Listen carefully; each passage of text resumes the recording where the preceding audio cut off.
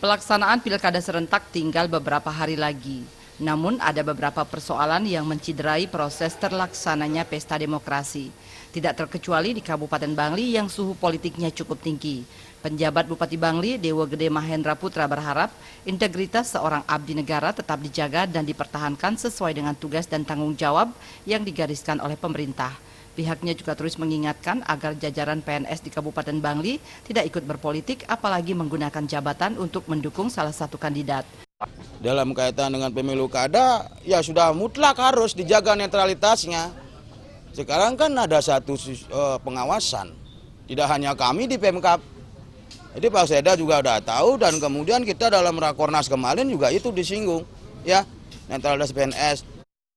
Sementara Wakil Ketua DPRD Bangli Komang Charles berharap oknum PNS yang terlibat politik agar ditindak tegas sehingga tidak menciderai proses demokrasi. Itu sudah diatur dalam undang-undang, kalau tidak salah itu kalau terbukti 6 bulan kurungan kalau tidak salah, dan itu sudah kami tegaskan dalam rapat pimpinan daerah Porkompinda.